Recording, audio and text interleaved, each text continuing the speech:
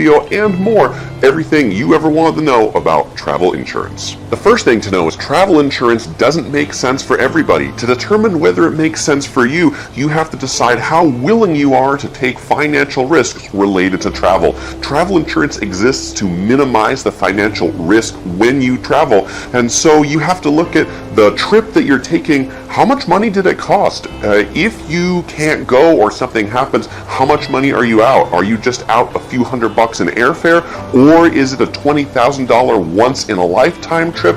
Those are things you have to look at to decide whether you want to buy travel insurance or not. And you also have to ask yourself, how much is peace of mind worth to you? If you're someone who worries a lot, peace of mind might actually be worth quite a bit. The second thing to know is that there are many different types of travel insurance. Travel insurance is not a one-size-fits-all thing, and every travel insurance plan covers different areas and different conditions. So now I want to share with you some of the coverage areas that you might be interested in and looking for in a travel insurance policy. The most common coverage area for travel insurance is trip cancellation coverage. If you have a policy that has trip cancellation coverage, then your insurance will refund you the price of your trip, provided that the reason you're canceling is one of the covered reasons.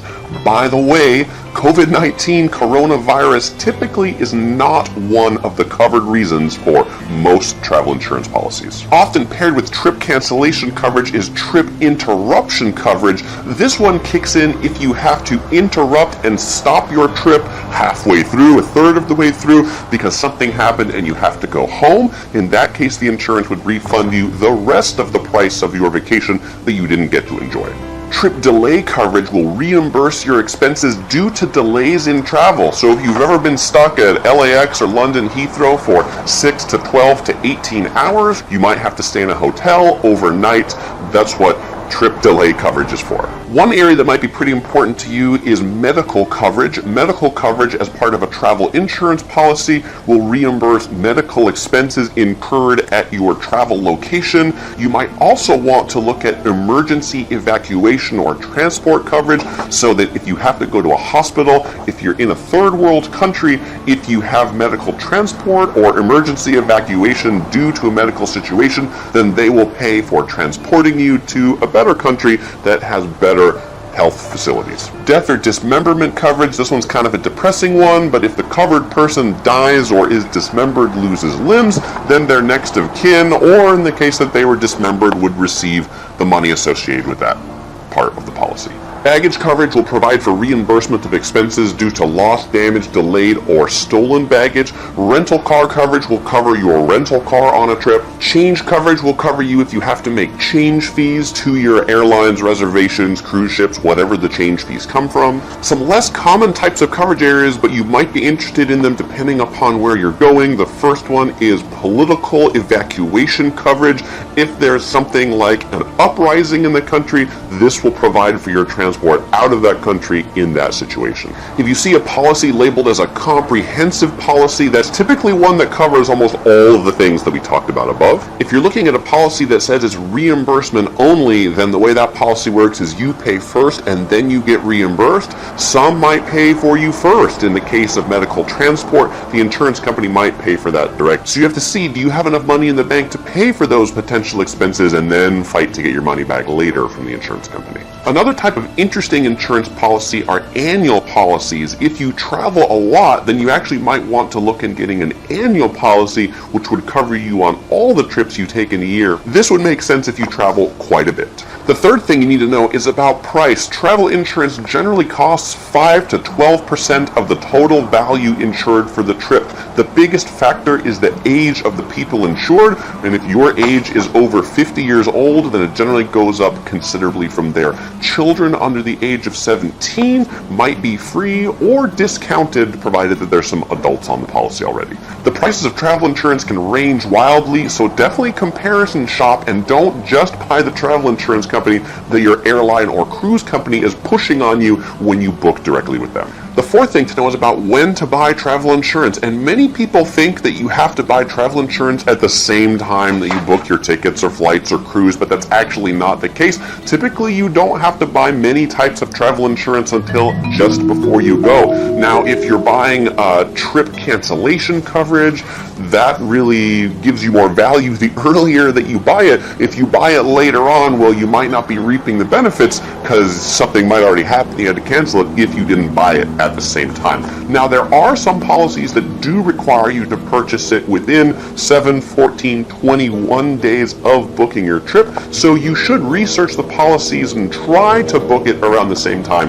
but you don't have to. The fifth thing to know is a bit more detail about medical coverage. I think this is one of the most important areas for travel insurance, and so I want to dive into it a little deeper than I did earlier. So first of all, if you already have health insurance, your existing health insurance plan or policy might cover you when you go on travel. Read the details, call your insurance company, figure that out before you buy travel insurance so you're not spending money twice on something you're already covered for. Now, you do need to dive into the details a little bit, because if your insurance company says they cover you, well, they might actually be billing those coverage things at out-of-network rates, which could actually lead to some really expensive medical bills if something happens to you while you're on travel. And I mentioned earlier, but I'm going to say it again, if you're going to someplace kind of sketchy, you might really want to look into a policy that gives you that emergency airlift service to take you to a civilized hospital. This type of coverage becomes more important the more adventuresome and the more remote places you're going. For example, if you're hiking the Himalayas and something happens to you up on the mountain, well, you're first going to need a helicopter,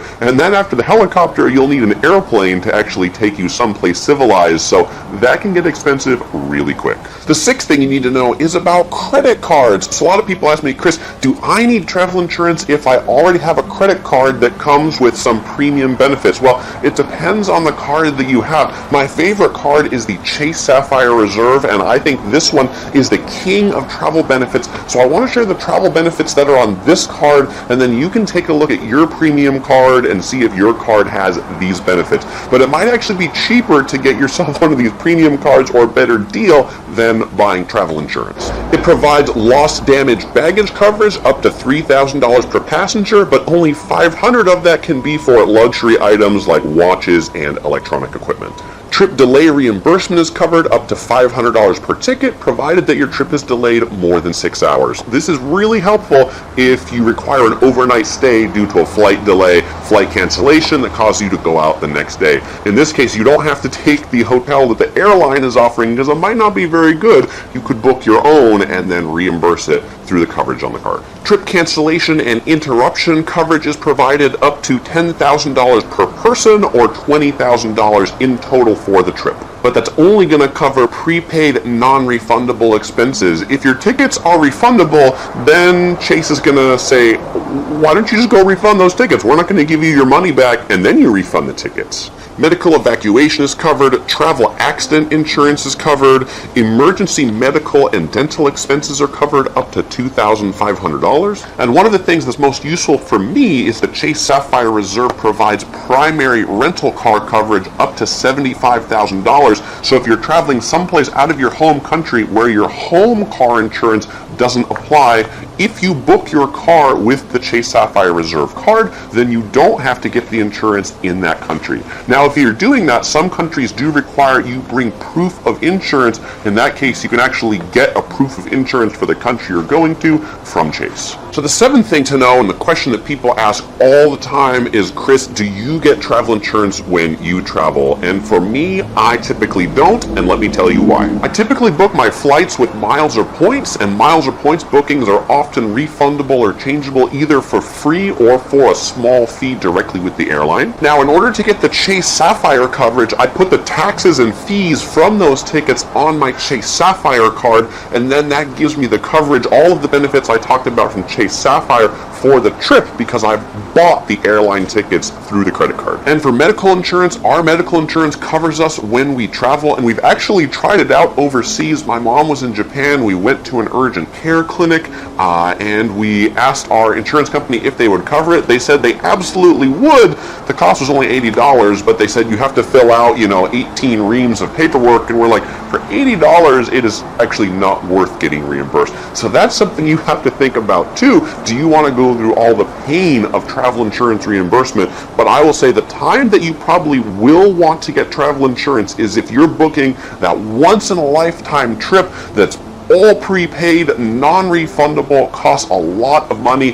That probably is going to be something you'll want to insure, because you'll want to make sure that all that money that you sunk in that vacation doesn't go poof in the event that something happens. Also, if your health insurance will cover you while you're traveling and you don't have a premium credit card that provides all these benefits, then travel insurance starts to make a lot more sense for you.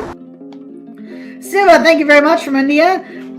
India is one of the places that has gotten pushed down our place we were going to go because of COVID. That's what it says. I always like to give the example of, like, we have a house of cards where we're going to travel, and then once COVID hit, the entire house of cards collapsed down, and so now it's kind of like picking what's available, where we can go. But India was one of the places we were supposed to go for Christmas this year, pre-COVID, and now it's kind of pushed back, so hopefully we'll get there soon. Bobby's going to Italy in March. Very nice, very nice. So Michael, traveling the world, brings up, have you been to the Dominican Republic? I want to explore some things and not that just stay at the beach, that the all-inclusive. What records do you have if you've been? So Dominican Republic, this is one of the places we were debating about going to. And honestly, since Haiti isn't open, Dominican Republic, you can go. I don't even think you have to test to go. Maybe you have to test to go, but you have to be a vaccinated traveler to go there. But we were looking at going there, but I'm like, look, if we're going to the Dominican Republic, I want to be able to go to Haiti as well. So I want both of them to be open. But if you're going to go, you have to realize is the Dominican Republic does have some issues, okay, for safety when you're a traveler. One thing I would say is Dominican Republic, there's a reason why a lot of the, like if you're going to Punta Cana or wherever, they're really like, they want to keep you on resort. It's a safety thing. They don't want anything bad to happen to the tourists. They want you to stay on the resort. So they give you a ton of things to do on a resort. Now, you can go off the resort and do guides and tours and go and check it out yourself. You can do that.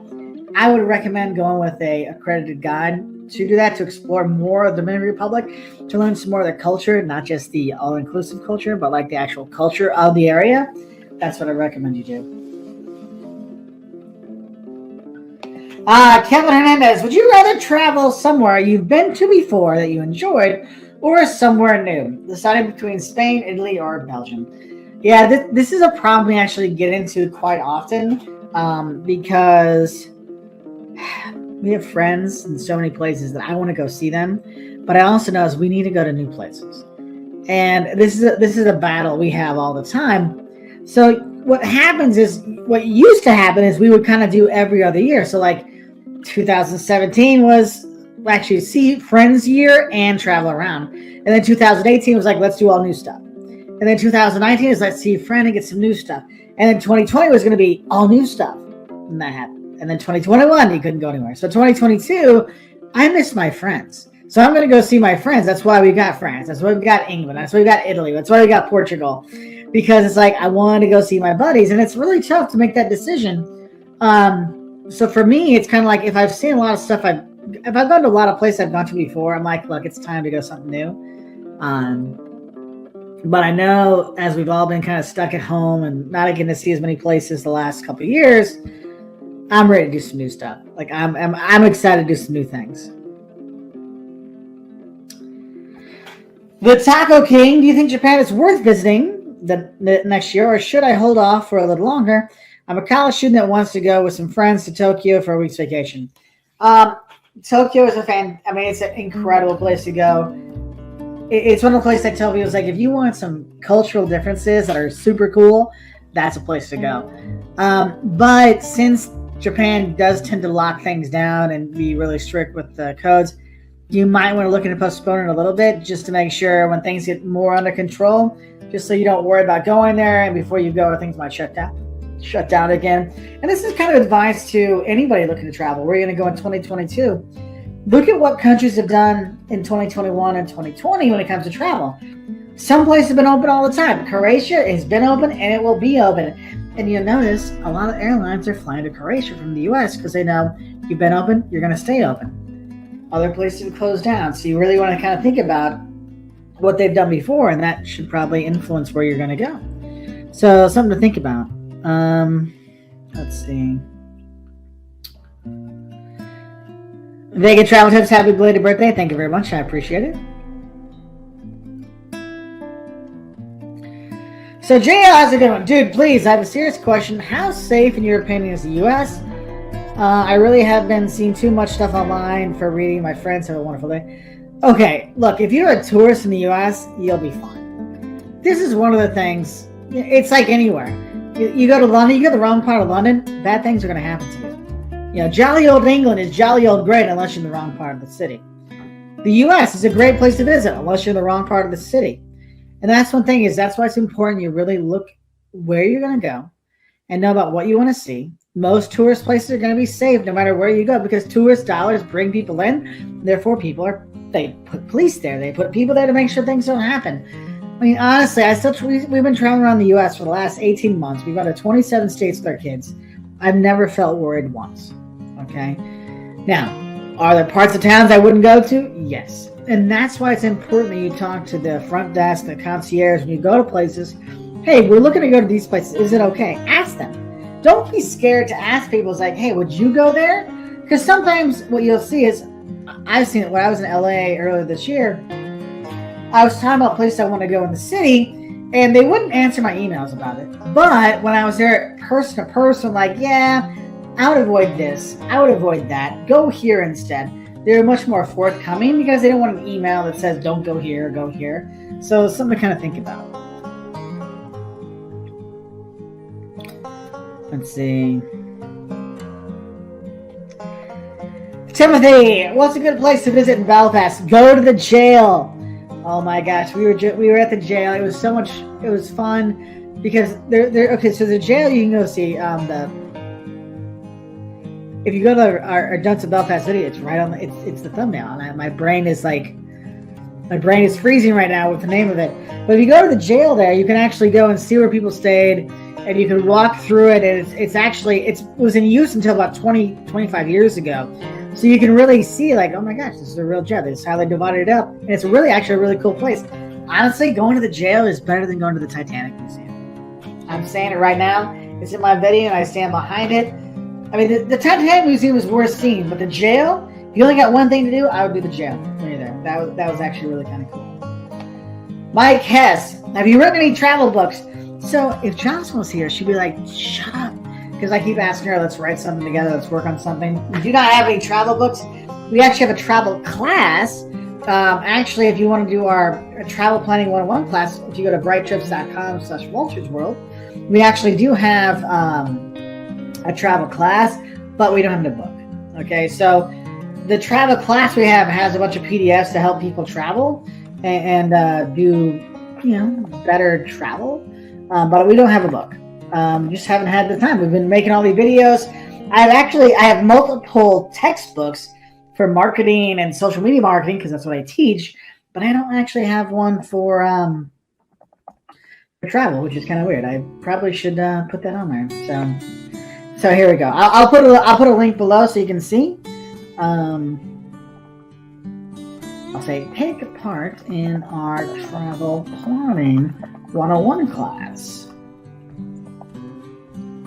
Boom. Okay. There it is. So, it's not Bright Travel. You gotta love how you mess things up sometimes, right? It's Bright Trip. BrightTrip.com. There we go. Take part in our travel planning 101 class. BrightTrip.com/WaltersWorld. There you go. It's been one of those days, people. I apologize for all the insanity going on. Oh! Wow, I missed a bunch of people going through. I apologize. Let's see.